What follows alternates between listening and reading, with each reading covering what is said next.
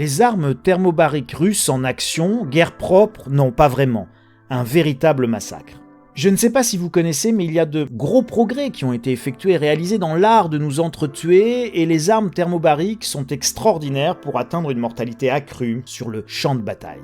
Ce sont des armes qui chauffent, des armes qui brûlent, des armes qui aspirent l'oxygène et vous vident les poumons, puis qui, après la sous-pression, génèrent une onde de choc effroyable, provoquant l'inverse, c'est-à-dire une surpression qui termine de vous faire exploser ce qui vous reste de poumons si vous aviez eu la mauvaise idée de ne toujours pas vouloir mourir. C'est vraiment chouette, la guerre moderne. C'est exactement comme la guerre ancienne et d'autrefois, mais en pire, en bien pire. Alors, avant de venir m'expliquer qu'il faut que j'aille mourir pour l'Ukraine, ou mieux, que je doive envoyer mes fils mourir pour Kiev, j'aimerais bien que ceux qui sont actuellement aux manettes envoient d'abord les leurs sous ces armes thermobariques russes. Que chacun mesure bien la puissance de feu, que chacun comprenne bien la violence de la guerre, que chacun comprenne bien, visualise, ressente la puissance de ces armes.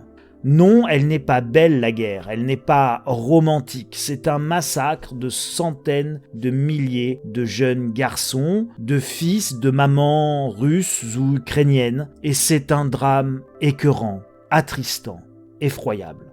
Enfin, dernière remarque, que croyez-vous qu'il arrivera ou qu'il arriverait à de grands rassemblements de chars léopards de l'OTAN? Quelques bombes de ce type suffisent à anéantir des brigades blindées entières. Il est déjà trop tard, mais tout n'est pas perdu, alors préparez-vous les amis.